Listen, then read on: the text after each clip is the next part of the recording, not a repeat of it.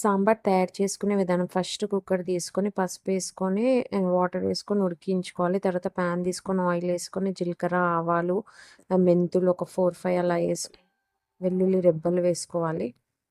వేసుకున్న తర్వాత onions, curry leaves వేసుకొని పచ్చిమిర్చి వేసుకొని మంచిగా వేయించుకోవాలి. కొంచెం సాల్ట్ వేసుకోవాలి. ఇక్కడ తొందర ఆనియన్స్ గోల్డెన్ కలర్ వస్తాయి. తర్వాత మనం కట్ చేసి పెట్టుకున్న వెజిటేబుల్స్ సాంబార్లో ఏమైతే వేయాలనుకుంటామో అవన్నీ వేసి మంచిగా మిక్స్ చేసుకోవాలి.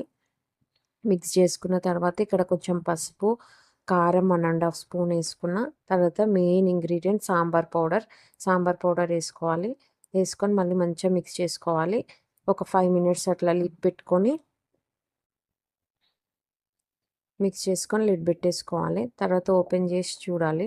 ఇప్పుడు ఇక్కడ చింతపండు రసం వేసుకోవాలి. వేసుకొని మనకి ఎంత కన్సిస్టెన్సీ కావాలో అంత వాటర్ వేసుకోవాలి.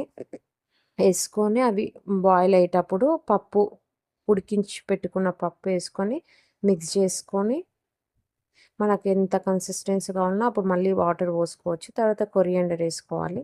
మళ్ళీ ఒక ప్యాన్ తీసుకొని గీ వేసుకొని ఎండుమిర్చి, కర్రీ లీవ్స్, ఆనియన్స్, వెల్లుల్లి రెబ్బలు వేసుకోవాలి. ఆ పోపు మంచిగా అయిన తర్వాత పప్పులు వేసుకోవాలి. Like, share, subscribe. Thank you.